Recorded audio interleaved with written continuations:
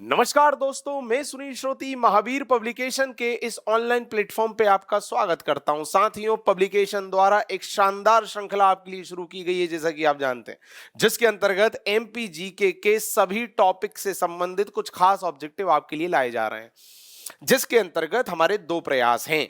पहला प्रयास तो ये कि विगत वर्षों में अलग अलग परीक्षाओं में पूछे गए प्रश्नों से आपको अवगत कराना, और अलग अलग परीक्षाओं में पूछे गए प्रश्नों से अवगत कराना साथियों, क्योंकि हर परीक्षा का पैटर्न, उसका लेवल अलग होता है, तो उसमें आए हुए क्वेश्चन की प्रकृति अलग होती है। तो जब आप अलग अलग एग्जाम में आए हुए प्रश्न देख लोगे तो आप नंबर ऑफ वेराइटी से अवगत हो जाओगे, ज्यादा से ज्यादा वेराइटी से अवगत हो जाओगे। Number one. नंबर सेकंड साथियों, जब हम प्रश्न सॉल्व करेंगे आपके सामने तो केवल उत्तर बता के आगे नहीं बढ़ेंगे। हमारा प्रयास होगा कि उस प्रश्न से संबंधित दो तीन और अतिरिक्त तथ्य आपको बताएं, ताकि प्रश्न करने के साथ साथ ही उससे संबंधित जो टॉपिक है वो भी आपका कवर हो जाए।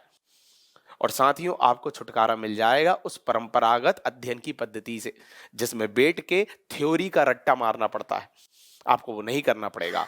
आप सीधे साथ में हमारे ऑब्जेक्टिव सॉल्व कीजिए, उससे संबंधित अतिरिक्त तथ्य देखिए और उस टॉपिक को वहीं कवर कर लीजिए। ये ओवरऑल हमारा प्रयास है, ठीक है। और इस सब में महत्वपूर्ण योगदान रहने वाला है ये जो स्लाइड चलेगी, महावीर पब्लिकेशन की पुस्तक की स्लाइड चलेगी, इसमें जो नीचे व्याख्या दी हुई है हर प्रश्न के नीचे, उसका बड़ा रोल रहने वाला है, क्योंकि उस व्याख्या में उस क्वेश्चन के अतिरिक्त जो तीन चार बिंदु हैं वो उपलब्ध रहेंगे। तो हमारी इस किताब की व्याख्या बाकी किताबों की व्याख्या से बहुत अलग है साथियों। बाकी किताबों में व्याख्या होती है पर उसमें अनावश्यक थ्योरी भरी होती है, तो बच्चा सोचता है कि इससे अच्छा मैं थ्योरी की किताब ही लाके पढ़ लूंगा ना। और यहां व्याख्या के नाम पे अनावश्यक थ्योरी नहीं है, जरूरी तथ्य हैं कि ऊपर आपने ऑब्जेक्टिव सॉल्व किया, उससे संबंधित व्याख्या में तीन चार और तथ्य देख लिए और आपका एक टॉपिक बढ़िया कवर हो गया, प्रीलिम्स के हिसाब से, ऑब्जेक्टिव के हिसाब से, इस सब के हिसाब से। ठीक है, तो शुरुआत करेंगे आज की श्रृंखला की, आज के इस टॉपिक की। आज के इस लेक्चर में हमारा टॉपिक रहने वाला है मध्य प्रदेश में प्रमुख कृषिगत क्षेत्र और उनसे संबंधित उत्पाद। तो शुरुआत करेंगे साथियों, मध्य प्रदेश में कृषि, ये आज का प्रमुख टॉपिक है। ठीक है, थोड़ा सा इसको जूम कर लेता हूं ताकि आपके लिए देखना आसान हो। देखिए, पहला प्रश्न आपको नजर आ रहा है, सुमेलित कीजिए, मतलब सही जोड़ी बनाइए वाला प्रश्न है बच्चों।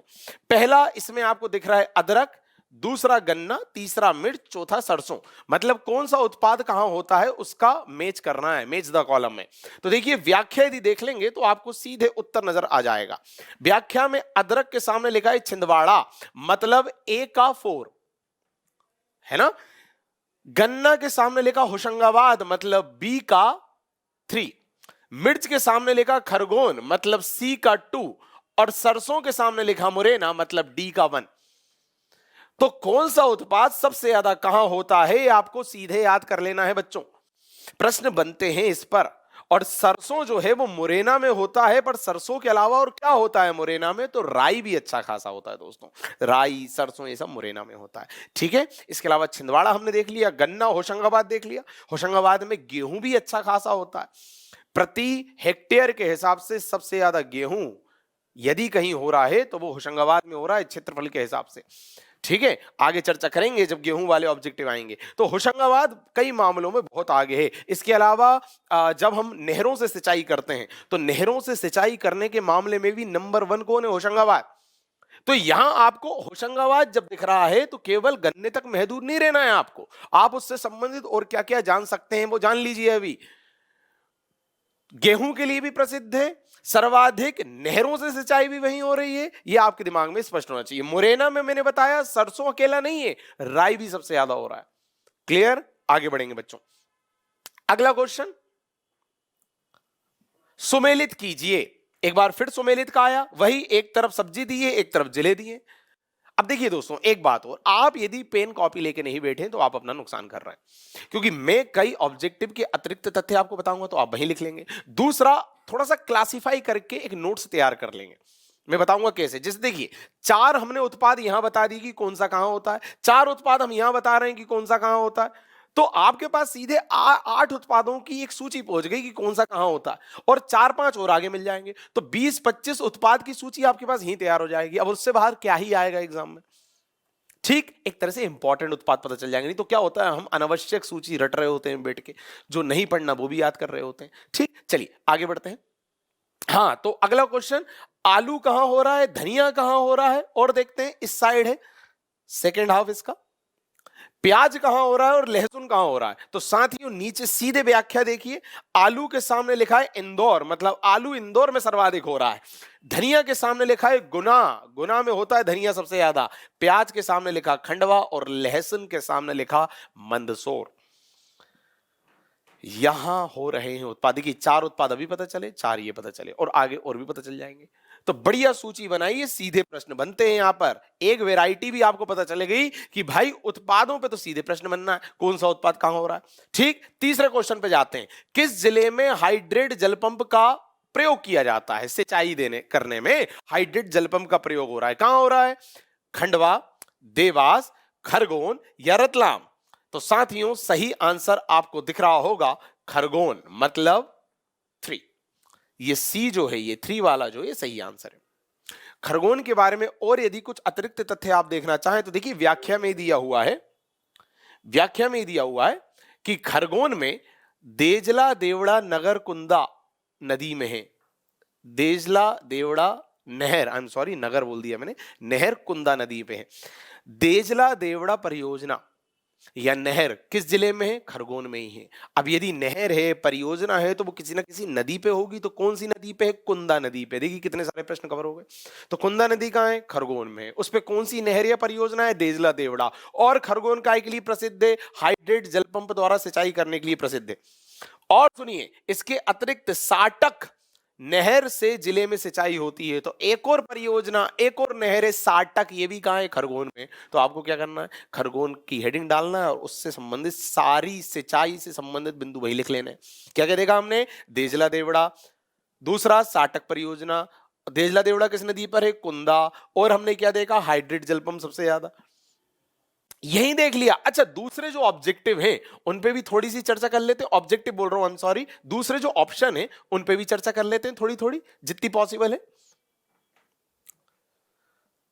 रतलाम, अब रतलाम में भी कुछ तो होगा ना यदि ऑप्शन में है तो रतलाम में जो है वो कोटेश्वर, कोटेश्वर परियोजना मानी जाती है, कोटेश्वर नहर मानी जाती है कि वहां से निकल रही है। कोटेश्वर याद रखना रतलाम के लिए। अच्छा देवास में क्या है फिर, तो आप सभी जानते हैं काली सिंध नदी देवास से निकल रही है, देवास के बागली गांव से। ठीक, अच्छा खंडवा भी है, खंडवा में भी कोई ना कोई नहर, कोई ना कोई परियोजना होगी। जब सभी जगह कुछ ना कुछ है तो यहां सूखता परियोजना है। क्लियर, तो आपको 1 2 3 फैक्ट तो 3 जिलों से संबंधित बता दिए, चौथा हमने खरगोन से संबंधित 3-4 बता दिए। तो एक क्वेश्चन में लगभग 7-8 फैक्ट आपको पता चल गया, और सब इंपॉर्टेंट है, और सब काय से संबंधित है, जल से संबंधित है, सिंचाई से संबंधित है। तो आप क्या डाल लेंगे, या तो हेडिंग डाल लें सिंचाई, खरगोन का भी पता चल गया, रतलाम का भी पता चल गया, देवास का भी पता चल गया, खंडवा का भी पता चल गया। दैट्स इट, यही करना है, वहीं वहीं तैयार करते चलना है दोस्तों। एक्टिव आपको रहना पड़ेगा, सक्रिय आपको रहना पड़ेगा। अगला क्वेश्चन देखेंगे, अगली स्लाइड पे जाएंगे। और इस सब में आप एक चीज देख रहे होंगे, महत्व है किस चीज का, व्याख्या का। व्याख्या इतनी सटीक दी हुई है कि आपको अनर्गल थ्योरी पढ़ने के पछड़े में नहीं पढ़ना। आप सीधे व्याख्या देखो, 4-5 फैक्ट अतिरिक्त पाओ और आगे बढ़ो। सीधी सी बात, एग्जाम निकालना है हमें, अनावश्यक अध्ययन में नहीं पढ़ना है। देखिए अगला क्वेश्चन, मध्य प्रदेश में पहली मत्स्य पालन नीति कब घोषित की गई।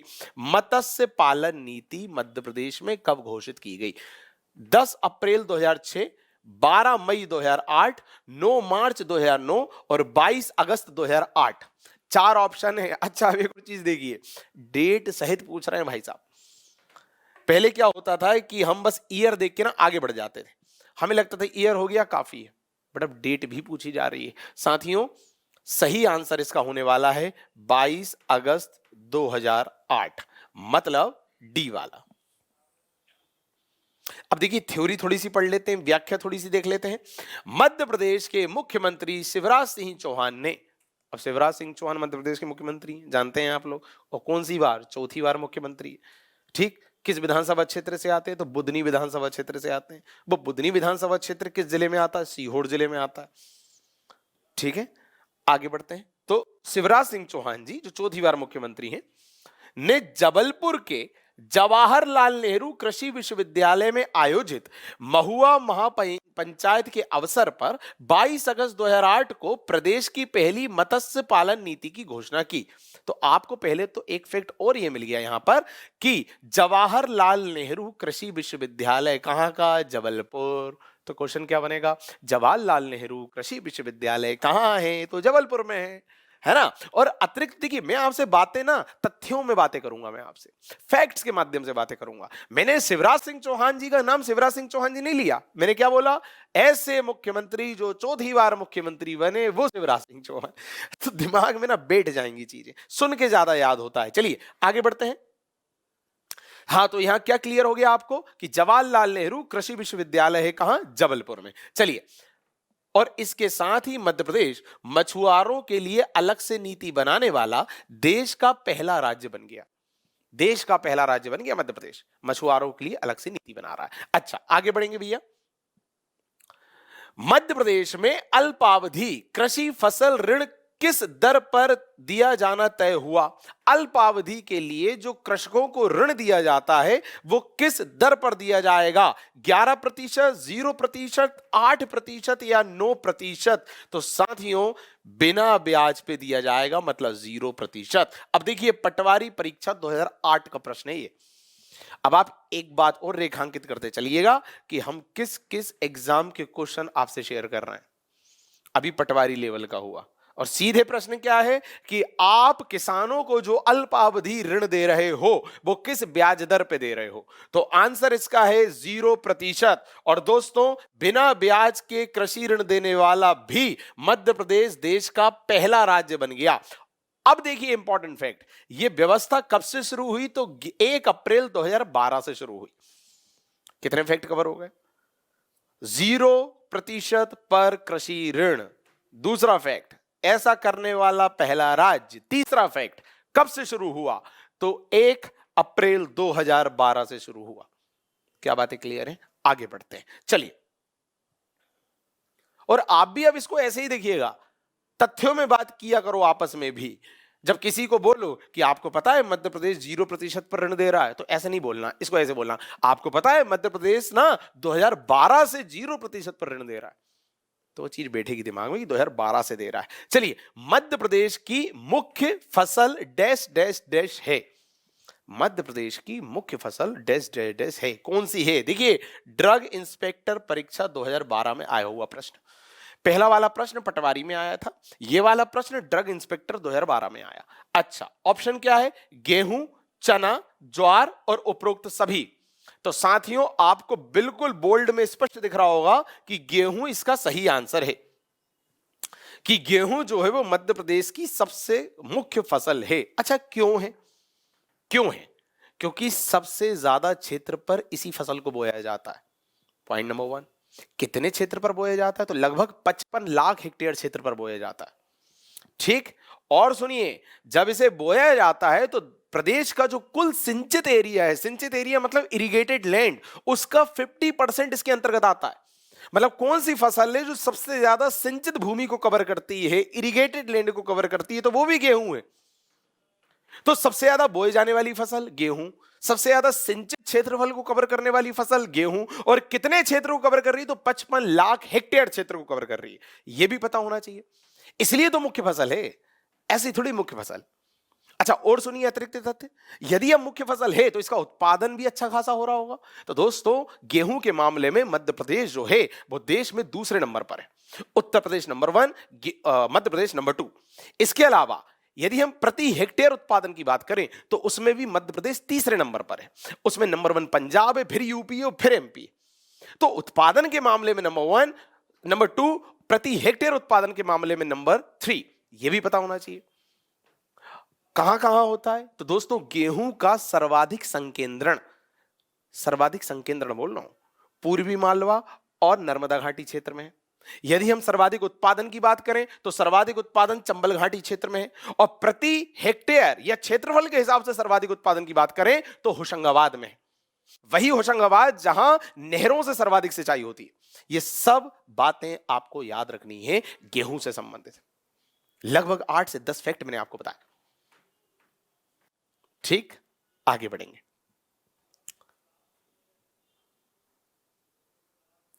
चलिए आगे बढ़े। मध्य प्रदेश में सर्वाधिक क्षेत्र में कौन सी फसल बोई जाती है? अभी बताया व्याख्या में। मैं क्या बोल रहा हूं, व्याख्या डिटेलिंग इतनी इंपॉर्टेंट है कि अब आप देखिए, व्याख्या में दे रहा था गेहूं की, आपको गेहूं की दे रहा था, और ये प्रश्न कब बना? ड्रग इंस्पेक्टर परीक्षा 2012 में। इसकी व्याख्या जो मैंने आपको दी, उस व्याख्या से प्रश्न दूसरा बन जाएगा कब? मध्य प्रदेश हाईकोर्ट स्टेनोग्राफी परीक्षा 2012 में। ओ सॉरी, ड्रग इंस्पेक्टर में ही बना, उसकी व्याख्या संबंधित दूसरा प्रश्न। क्या है प्रश्न? सर्वाधिक क्षेत्र में कौन सी फसल बोई जाती है? क्या आंसर है? गेहूं। और अभी बताया कितना एरिया है? लगभग 55 लाख हेक्टेयर। ठीक है, आगे बढ़ेंगे साथियों। सफेद सोने का क्षेत्र किसे कहा जाता है? सफेद सोने का क्षेत्र नीमाड़, मालवा, महाकौशल और चंबल। दोस्तों ये प्रश्न जो है, ये मध्य प्रदेश हाईकोर्ट स्टेनोग्राफ परीक्षा 2012 में आया हुआ।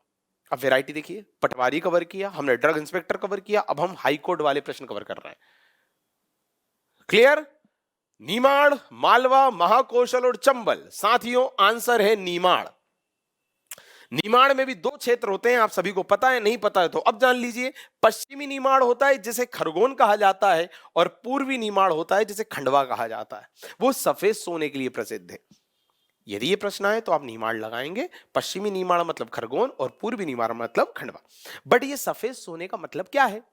सफेद सोना मतलब होता है कपास, कॉटन, रुई, उसे सफेद सोना कहते हैं। किसको कहते हैं? कपास को कहते हैं। और दोस्तों कपास के उत्पादन के मामले में मध्य प्रदेश जो है वो अच्छा खासा स्थान रखता है। सर्वाधिक उत्पादन मध्य प्रदेश में होता है कपास का। अच्छा क्यों होता होगा, थोड़ी सी इस पे चर्चा कर लीजिए। कपास मतलब जो सफेद सोना है, ये काली मृदा में पैदा होता है, और काली मृदा जो है वो मध्य प्रदेश में अच्छी खासी पाई जाती है। अच्छी खासी नहीं, बल्कि मध्य प्रदेश में सर्वाधिक पाई जाती है। 47% of the total soil area उसका कवर करता है कौन? काली मृदा। मतलब कुल सॉइल लैंड, सॉइल एरिया का 47% अकेला क्या है? काली मृदा, 47%। और काली मृदा चूंकि कपास के उत्पादन के लिए उपयुक्त है, तो यह कपास का उत्पादन तो होगा। ठीक, अच्छा क्यों है काली मृदा यहां पर? क्योंकि आप मुझे बताइए, मध्य प्रदेश में अच्छा खासा विस्तार है किस पठार का? मालवा के पठार का। और मालवा के पठार की उत्पत्ति कहां से हुई है? मालवा के पठार की उत्पत्ति हुई है दक्कन के पठार से। दक्कन का पठार मतलब महाराष्ट्र के क्षेत्र में। और वो दक्कन का पठार काहे से बना? ज्वालामुखी के फटने से बना। तो अब जब ज्वालामुखी फटता है तो अंदर से लावा आता है, लावा आके बाहर जमता है, और वो जो जमी हुई चीज है वही जब क्षरित होती है तो काली मिट्टी बनती है। तो दक्कन का पठार पे भी क्या है? काली मिट्टी। और उस पठार से बने मालवा पे भी क्या है? काली मिट्टी। और चूंकि काली मिट्टी है तो क्या होता है? कपास होता है। That's it. ठीक है, ये पूरी कहानी पता होनी चाहिए। इस प्रकार आपको यह भी पता चल गया कि मालवा के पठार की उत्पत्ति किस पठारी क्षेत्र से हुई? दक्कन ट्रेप से हुई। ज्वालामुखी उद्गार का परिणाम है। क्लियर? आगे बढ़ते हैं। अगला क्वेश्चन इस सेकेंड हाफ में साथियों, इसी स्लाइड के दूसरे हिस्से में देखिए यहां पर। ओके, निम्न में से कौन सा मध्य प्रदेश की एक नगदी फसल है? नगदी फसल। असिस्टेंट सब इंस्पेक्टर परीक्षा 2013 का प्रश्न। बाजरा, मूंगफली, मक्का और ज्वार। तो साथियों नगदी फसल मूंगफली मध्य प्रदेश की एक प्रमुख नगदी फसल है। अब देखिए होता क्या है, इस पे एमपीपीएससी में भी प्रश्न बने, फसल देके पूछते हैं बताइए नगदी फसल कौन सी है, मतलब व्यापारिक फसल कौन सी है, पूछ लेते हैं। तो आपको पूरी लिस्ट पता होनी चाहिए। साथियों व्याख्या की देखिए वही इंपॉर्टेंस है यहां पर। व्यापारिक फसल या नगदी फसल की हमने बिल्कुल सूची दे दी है आपको। इसके अंतर्गत अकेला मूंगफली नहीं आता, अफीम भी आता है, पटसन भी आता है, कपास भी आता है, गन्ना भी आता है, तंबाकू भी आता है, सोयाबीन भी आता है, तिल भी आता है और अलसी भी आता है। सबकी सूची दे दी। तो नगदी फसलों की बिल्कुल सूची आपको याद कर लेनी है। आगे बढ़े। बाकी ये गेहूं, चावल, ज्वार, मक्का, चना, बाजरा, दाल, तिलहन, ये सब क्या है? ये सब खाद्यान्न फसलें हैं। ठीक, चलिए आगे बढ़ेंगे साथियों। खंडवा जिला निम्नलिखित में से किसके उत्पादन के लिए प्रसिद्ध है? खंडवा जिला निम्नलिखित में से किससे उत्पादन के लिए प्रसिद्ध है? प्याज, अफीम, गेहूं या चावल? अभी थोड़ी देर पहले देखा था प्याज, थोड़ी देर पहले देखा था अभी स्टार्टिंग में। और देखिए वही प्रश्न आ गया वन रक्षक भर्ती परीक्षा 2013 में। अब देखिए व्याख्या देखिए इसकी, खंडवा मध्य प्रदेश का सर्वाधिक प्याज उत्पादक जिला है, यह बात तो हमें ऊपर भी पता चल गई। और क्या है इसमें खास, खंडवा मध्य प्रदेश का एकमात्र गांजा उत्पादक जिला भी है। खंडवा के अलावा कहीं और भी होता है गांजा, नो डाउट, बट सबसे ज्यादा की बात हो रही है। अच्छा और सुनिए, अच्छा मंदसौर की बात कर लेते हैं। मंदसौर मध्य प्रदेश का एकमात्र अफीम उत्पादक जिला है। मध्य प्रदेश में सर्वाधिक गेहूं का उत्पादन मालवा क्षेत्र में होता है। सबके बारे में डिटेल दे दी, गेहूं हो, मंदसौर क्षेत्र हो। अब चूंकि देखिए अब आप बोलेंगे मंदसौर क्यों बीच में ले आया आप? अरे भैया खंडवा में गांजा हो रहा है तो गांजे से ही संबंधित एक उत्पाद है अफीम, वो कहां हो रहा है? तो बोले मंदसौर में हो रहा है। तो वहीं ना कनेक्ट होना चाहिए, वहीं की वहीं याद कर लेना। गांजा खंडवा में हो रहा है तो अफीम कहां हो रहा है? मंदसौर में हो रहा है, दैट्स इट। ठीक, प्याज खंडवा में हो रहा है, गेहूं कहां हो रहा है? मालवा क्षेत्र में। अभी बात हुई थी सर्वाधिक संकेंद्रण मालवा क्षेत्र में, और क्षेत्रफल की दृष्टि से सर्वाधिक उत्पादन होशंगाबाद क्षेत्र में। ठीक, ये हमने अभी बात करी थी। चलिए आगे बढ़े। एशिया का सबसे बड़ा सोयाबीन कारखाना कहां है? यह प्रश्न भी वन रक्षक भर्ती परीक्षा 2013 में आया। उज्जैन, भोपाल, धार या जबलपुर, कहां पर है सबसे बड़ा सोयाबीन कारखाना? साथियों इसका सही आंसर है उज्जैन। मध्य प्रदेश में जो है वो एशिया का सबसे बड़ा सोयाबीन कारखाना उज्जैन में है, और सोयाबीन अनुसंधान केंद्र इंदौर में है। देखिए फैक्ट एक और मिल गया आपको व्याख्या में। मेरा बार बार प्रयत्न है आपको यह बताना कि व्याख्या बहुत इंपॉर्टेंट है इस बुकलेट की। इंदौर में है। उज्जैन जिले में सर्वाधिक सोयाबीन का उत्पादन होता है, और यही कारण है कि मध्य प्रदेश को सोया राज्य, सोया प्रदेश भी कहते हैं बिकॉज ऑफ सोयाबीन। क्लियर? अब देखिए कितने फैक्ट कवर हो गए। सोयाबीन का सर्वाधिक उत्पादन उज्जैन जिला, सोयाबीन का पहला कारखाना, सॉरी सबसे बड़ा कारखाना उज्जैन, सोयाबीन का अनुसंधान इंदौर। और एक और चीज सुन लीजिए, सोयाबीन की खेती जो है वो मध्य प्रदेश में किस जिले से शुरू हुई? तो देवास जिले से शुरू हुई थी। एक फैक्ट और नोट डाउन कर लीजिए, वहीं की वहीं। तो सोयाबीन से संबंधित जितना भी आ सकता है सब आपसे बनेगा। आगे बढ़े। हरित क्रांति के जनक के रूप में किसे जाना जाता है? हरित क्रांति का जनक, ट्रांसलेशन सहायक ग्रेड 3 प्रारंभिक परीक्षा 2012। इस परीक्षा में यह प्रश्न आया हुआ है, आ चुका है। तो साथियों लाल बहादुर शास्त्री जी, डॉक्टर एम.एस. स्वामीनाथन जी, डॉक्टर के स्वामीनारायण जी और डॉक्टर वर्गीस कुरियन जी। तो आंसर है साथियों डॉक्टर एम.एस. स्वामीनाथन, इन्हें हरित क्रांति का जनक कहा जाता है। बट देखिए भारत में हरित क्रांति का जनक कहा जाता है, यह भी क्लियर होना चाहिए। विश्व पटल पर हरित क्रांति का जनक किसे कहा जाता है? तो नॉर्मन बोरलॉग साहब को कहा जाता है। देखिए नाम यहां पर लिखा हुआ है, नॉर्मन बोरलॉग। पता है क्यों? क्योंकि विश्व पटल पर हरित क्रांति, इंग्लिश में कहते हैं ग्रीन रिवॉल्यूशन, इससे संबंधित अवधारणा यदि सबसे पहले किसी ने दी थी तो वो नॉर्मन बोरलॉग साहब ने दी थी। इसलिए यदि पूछा जाए कि विश्व पटल पर हरित क्रांति का जनक कौन है तो नॉर्मन बोरलॉग। भारत में हरित क्रांति का जनक कौन है? तो एम.एस. स्वामीनाथन। ठीक, अच्छा हरित क्रांति मतलब ग्रीन रिवॉल्यूशन का संबंध किस चीज से है? ग्रीन रिवॉल्यूशन का संबंध है फसलों की उत्पादकता को बढ़ाने से संबंधित, गेहूं वगैरह को शामिल इसमें किया गया था। ठीक है, इसमें हुआ यह था कि उच्च किस्म के जो बीज है वो लाए गए थे, उनको रोपित किया गया था। रासायनिक बीज थे, उससे प्रोडक्टिविटी बहुत ज्यादा बढ़ रही थी। मध्य प्रदेश में तो नहीं, पर जो भारत का जो क्षेत्र है उसमें पंजाब, हरियाणा, यूपी, पश्चिमी राजस्थान, ये वाले पट्टे पे इसको लाया गया था। बेसिकली यही कारण है इन सारे क्षेत्रों को हरित प्रदेश भी कहा जाता है। और कब लाया गया था? तो 1966 में लाया गया था। देखिए एक और फैक्ट आपको पता चल गया। तो हरित क्रांति कब आई भारत में? 1966। विश्व पटल पर उसके प्रणेता नॉर्मन बोरलॉग और उन्हें पिता भी कहा जाता है, पर भारतीय स्तर पर प्रणेता एम.एस. स्वामीनाथन जी, इसलिए भारत में हरित क्रांति का जनक इन्हें कहा जाता है। आगे बढ़े। मध्य प्रदेश की एक प्रसिद्ध गेहूं की किस्म जिसे ईरान को निर्यात करने के लिए समझौता हुआ। देखिए मध्य प्रदेश में गेहूं की ऐसी कौन सी किस्म है, वेराइटी है, जिसे हम ईरान में निर्यात करने वाले हैं, एक्सपोर्ट करने वाले हैं, उसके साथ हमारा समझौता हुआ है। लोकवन, चंद्रोसी, साबरमती और अर्जुन, तो साथियों आंसर है लोकवन। लोकवन एक ऐसी प्रजाति है जिसे हम ईरान में एक्सपोर्ट करने वाले हैं, इस बात पे समझौता हो गया है। तो आपको यह पता होना चाहिए कि मध्य प्रदेश का गेहूं कहां एक्सपोर्ट हो रहा है, ईरान में एक्सपोर्ट हो रहा है।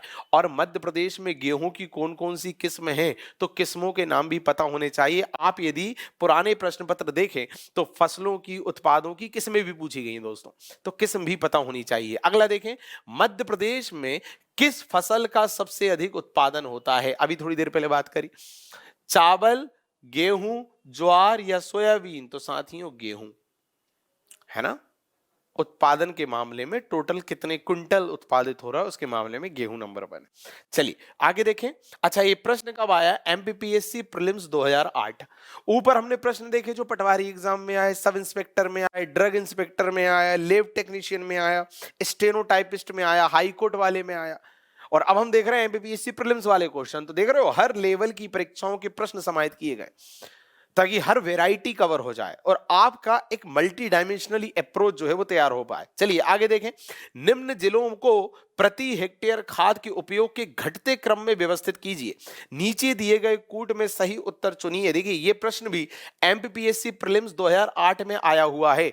खाद का उपयोग, देखिए प्रति हेक्टेयर खाद के उपयोग के घटते क्रम, मतलब सबसे ज्यादा कहां खाद का उपयोग होता है, फिर उससे कम कहां, उससे कम कहां, उस आधार पर अरेंज करना है। इसका सही आंसर है दोस्तों ए, मतलब 1342। मतलब सबसे ज्यादा खाद का उपयोग हो रहा है इंदौर में, फिर हो रहा है होशंगाबाद में, फिर हो रहा है मंडला में, और सबसे कम हो रहा है डिंडोरी में। ये पूरा अरेंजमेंट है, इसको हमने व्यवस्थित किया घटते क्रम में। ठीक, 1342। आगे बढ़ते हैं। मध्य प्रदेश के कौन सा जिला सर्वाधिक सरसों या तिलहन उत्पादन के लिए प्रसिद्ध है? अभी थोड़ी देर पहले चर्चा हुई थी, याद कीजिए। खुशी मुझे इस चीज की है कि किसी और प्रश्न की व्याख्या जब मैं आपको बताता हूं तो उस व्याख्या के जो बिंदु हैं वो अगली प्रश्न बन जाते हैं और अगले एग्जाम में आए हुए हैं। देखिए जेल प्रहरी 2015, एमपीपीएससी 2000, व्याख्या से प्रश्न आ रहा है, ये खुशी की बात है। मतलब व्याख्या अनावश्यक नहीं है।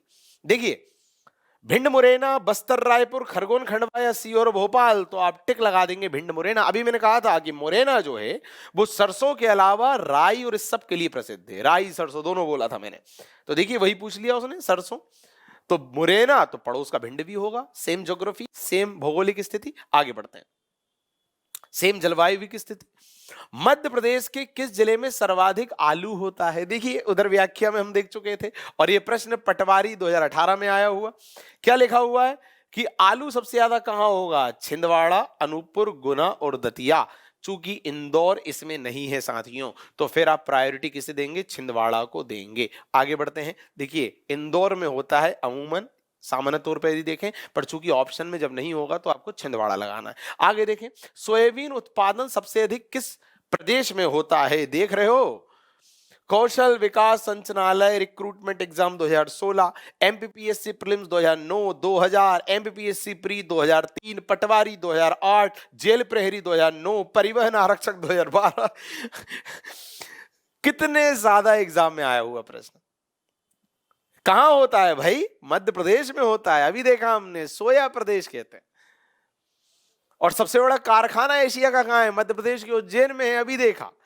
फिर सोयाबीन अनुसंधान केंद्र कहां है? मध्य प्रदेश के इंदौर में है, अभी देखा। और सोयाबीन की खेती कहां से शुरू हुई? तो देवास से शुरू हुई, वो मैंने अभी आपको बताया। आगे बढ़ते हैं।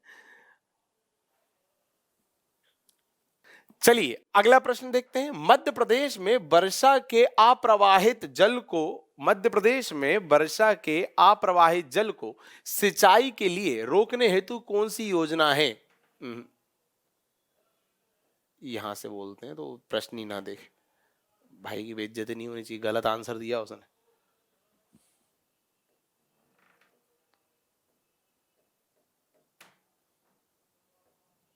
अरे मिट जा रहे मादर, हिंग मारी। हाँ चलो,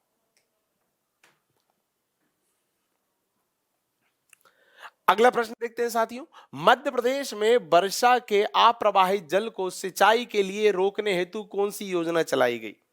मध्य प्रदेश में वर्षा के अप्रवाहित जल को, अप्रवाहित मतलब जो बहा नहीं है, जो बह के किसी जल स्रोत में नहीं मिल गया। अप्रवाहित जल को सिंचाई के लिए रोकने के लिए कौन सी योजना चलाई, मतलब ऊपर से पानी गिरा, हम उसे रोक के रख लें ताकि सिंचाई के लिए प्रयुक्त हो सके। जीवन धारा योजना, बलराम ताल योजना, राजीव गांधी योजना या जन धन योजना, सीधा है बलराम ताल योजना। पर यह बलराम ताल योजना किस वर्ष आई, ये आपको बताना है। कमेंट सेक्शन में कमेंट कीजिए और बताइए बलराम ताल योजना किस वर्ष आई, ये आपका काम है, आप मुझे बताएंगे। इतने सारे अतिरिक्त तथ्य मैं आपको बता रहा हूं, कुछ आप भी बताएंगे ताकि मुझे लगे कि आप भी पूरी सक्रियता से पूरी सहभागिता सुनिश्चित कर रहे हैं अपनी। आगे बढ़ते हैं साथियों। मध्य प्रदेश का प्रमुख कपास उत्पादन वाला क्षेत्र कौन सा है? पश्चिमी मध्य प्रदेश, उत्तरी मध्य प्रदेश, पूर्वी मध्य प्रदेश या उपर्युक्त में से कोई नहीं। तो अभी याद कीजिए मेरे वो डिस्क्रिप्शन को, अभी याद कीजिए मेरी उस डिटेलिंग को जिसमें मैंने आपको बताया था। क्या बताया था कि कपास को पहले तो सफेद सोना कहा जाता है, नंबर 1। नंबर 2, कपास मतलब कॉटन मतलब रुई जो है वो काली मृदा में अच्छी होती है, नंबर 2। और तीसरा मैंने आपको बताया कि मध्य प्रदेश में सर्वाधिक काली मृदा पाई जाएगी मालवा क्षेत्र में। चौथा मैंने आपको बताया कि जो मालवा क्षेत्र है उसमें काली मृदा क्यों है, क्योंकि उसकी उत्पत्ति दक्कन ट्रेप मतलब ज्वालामुखी उद्गार से हुई है, लावा से हुई है। अतः वो लावा से काली मिट्टी बन गई, काली मिट्टी से कपास हो गया और कपास का उत्पादन सर्वाधिक हो गया। और ये मालवा वाला रीजन कहां है, तो मध्य प्रदेश के पश्चिम में है भैया, मध्य प्रदेश के पश्चिम। क्या बात है, क्लियर है? आगे बढ़ते हैं।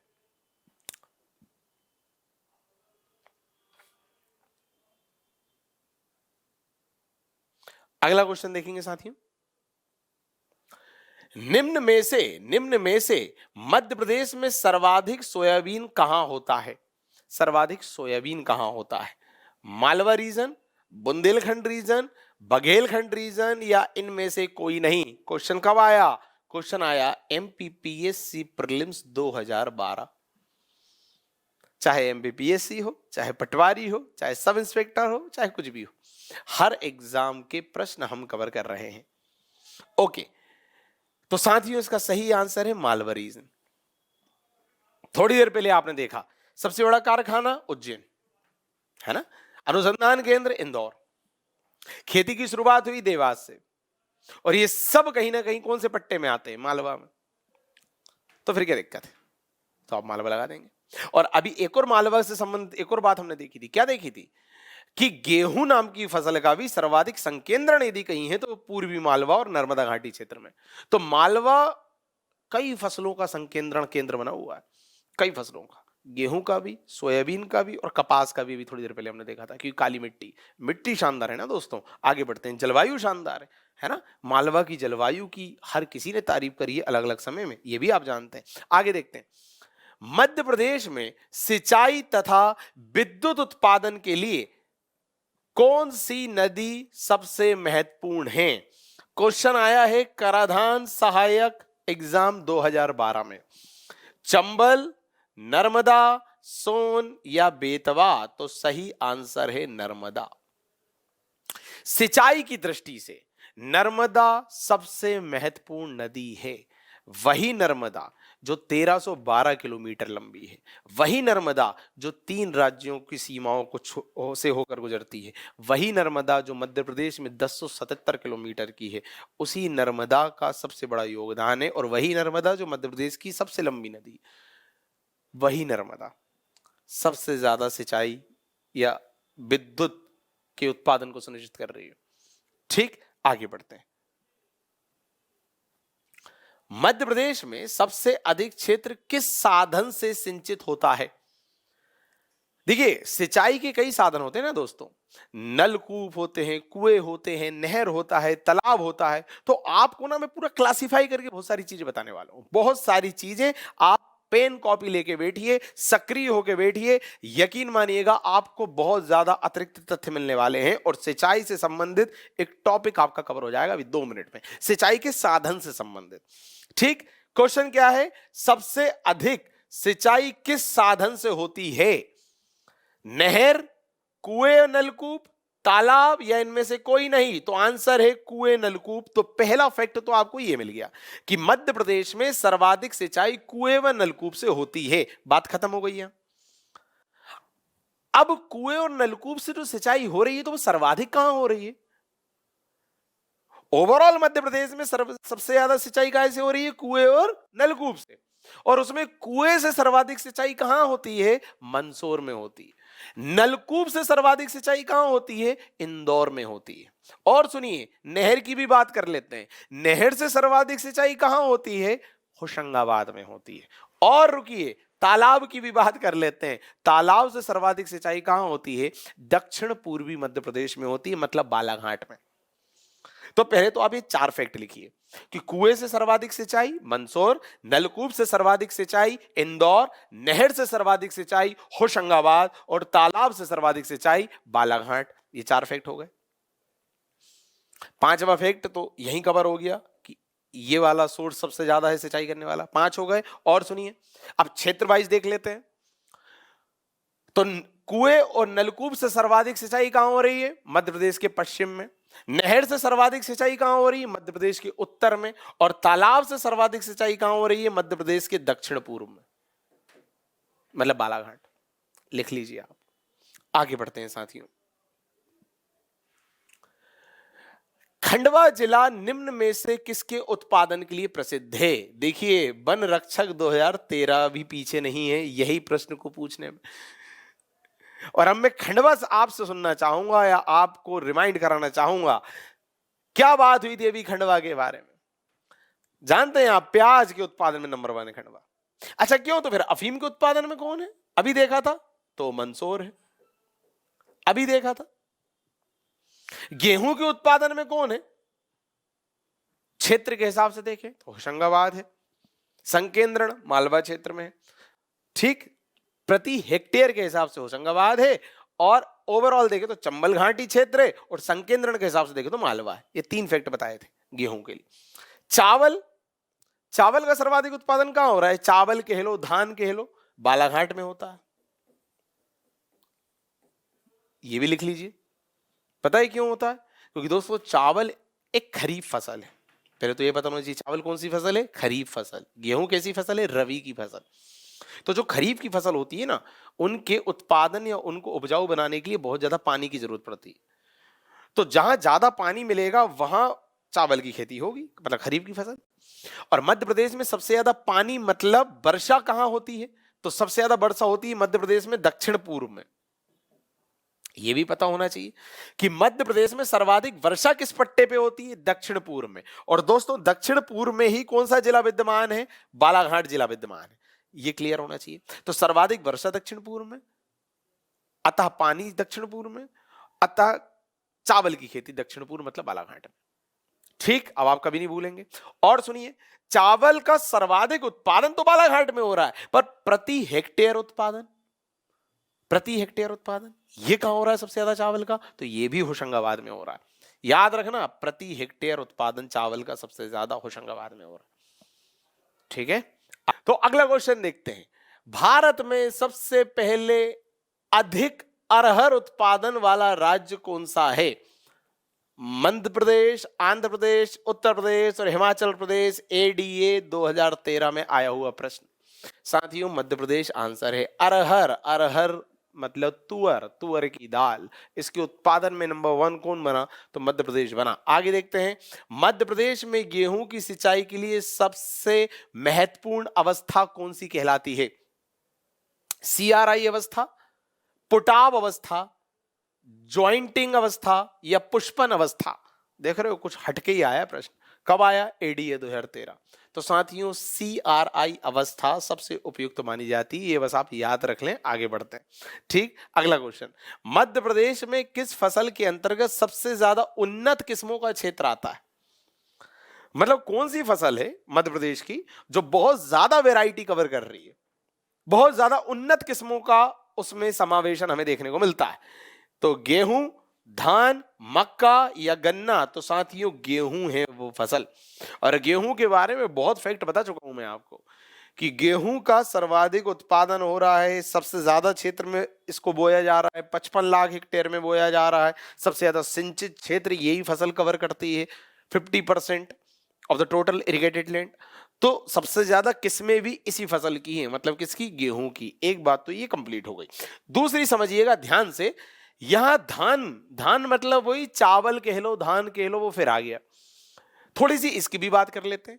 अभी मैंने बताया था आपको कि धान मतलब चावल सबसे ज्यादा कहां होगा? बालाघाट में होगा। क्यों होगा? वो मध्य प्रदेश के दक्षिण पूर्व में, और वहां सर्वाधिक वर्षा होती है, तो धान चावल की खेती सबसे ज्यादा वहीं होती है ना, सबसे ज्यादा वर्षा है। क्यों? क्योंकि वो एक खरीफ की फसल है, वो खरीफ की फसल के लिए ज्यादा पानी चाहिए। ये सब हो गया। अब अतिरिक्त सुनिए, गेहूं जो है वो 55 लाख हेक्टेयर पे उगाया जा रहा है, तो चावल कितने लाख हेक्टेयर पे उगाया जा रहा है? तो 18 लाख हेक्टेयर, 18 लाख हेक्टेयर। ये पता होना चाहिए। चावल जो है, गेहूं 55 लाख हेक्टेयर भूमि पर उगाया जा रहा है, तो चावल 18 लाख हेक्टेयर भूमि पर उगाया जा रहा है मध्य प्रदेश में। ये पता होना चाहिए। सबसे ज्यादा कहां है? बालाघाट में। प्रति हेक्टेयर कहां है? होशंगाबाद में। और एक और चीज सुनो, मिलिंद लेवी नीति एक आई थी। मिलिंद लेवी, ले आधा व और ही, मिलिंद लेवी नीति। प्रश्न आता है कि मिलिंद लेवी नीति किस फसल से संबंधित है? तो चावल से संबंधित है। ठीक है, तो ये पता होनी चाहिए अतिरिक्त बातें, चावल या धान से संबंधित। आगे बढ़ते हैं।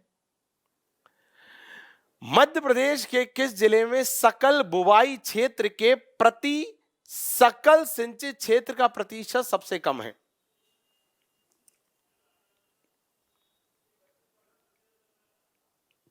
प्रश्न समझिए आप, कि टोटल कल्टीवेटेड लैंड, सकल बुआई जिसमें आपने बुआई की, उसमें सबसे कम प्रतिशत सिंचित क्षेत्र, मतलब सबसे कम प्रतिशत सिंचाई कहां होती है, किस जिले में होती है? सीधी, शहडोल, डिंडोरी या मंडला? तो साथियों डिंडोरी इसका सही आंसर है। मध्य प्रदेश का डिंडोरी एक ऐसा जिला है जहां सबसे न्यूनतम सिंचाई होती है, सबसे कम प्रतिशत पे सिंचित क्षेत्र है। तो फिर सबसे ज्यादा सिंचाई कहां होती है? तो साथियों ग्वालियर में होती है। ये आपको पता होना चाहिए। तो सिंचाई से ही संबंधित देखिए कितने तथ्य हमने कवर करे। सबसे ज्यादा सिंचाई ग्वालियर, सबसे कम सिंचाई डिंडोरी, ठीक, नहरों से सिंचाई होशंगाबाद, तालाब से सिंचाई बालाघाट, कुएं से सिंचाई मंदसौर, नलकूप से सिंचाई इंदौर। ये सब हमने देखा। और ओवरऑल सिंचाई में सबसे ज्यादा सिंचाई किन साधनों से हो रही है? तो कुएं और नलकूप से हो रही है। ये पूरे डायमेंशन हमने कवर करने की कोशिश की। तो साथियों ये था आज का हमारा प्रयास, जिसमें हमने मध्य प्रदेश की कृषि से संबंधित बातें आपसे की। कृषि के अंतर्गत हमने हर डायमेंशन को कवर करने का प्रयास किया। हमने कृषिगत उत्पाद भी देखे, हमने ये भी देखा कि उत्पाद कहाँ हो रहा है, हमने ये भी देखा कि उत्पाद जो है वो किस किस वेराइटी मतलब प्रजाति किस्मों का हो रहा है। हमने ये भी देखा कि जो उत्पाद हो रहा है उसमें जो सिंचाई लग रही है तो सिंचाई किस किस तरह की। हमने ये भी देखा कि कहां किस तरह का क्लाइमेटिक कंडीशन है, ये भी हमने देखा। तो ज्यादा से ज्यादा डायमेंशन जो एग्रीकल्चर में हो सकते हैं वो हमने कवर करने के प्रयास किए। और आपने एक बात ध्यान दी होगी कि उस पूरे अतिरिक्त व्याख्या में बड़ा रोल रहा इस बुकलेट के व्याख्या वाले सेक्शन का, जो प्रश्न पत्र के नीचे दी हुई है। महावीर पब्लिकेशन की इस पुस्तक की खासियत इसकी व्याख्या है। महावीर पब्लिकेशन की इस पुस्तक की व्याख्या इसकी वैरायटी ऑफ क्वेश्चन है। महावीर पब्लिकेशन की इस पुस्तक की व्याख्या इसके सारे एग्जाम के पैटर्न को कवर करने की विशेषता है। तो जल्दी से जरूर जाइए और इस किताब को खरीदिए और हमारे इस लेक्चर को जरूर देखिए और अगले लेक्चर का इंतजार कीजिए। बहुत बहुत धन्यवाद।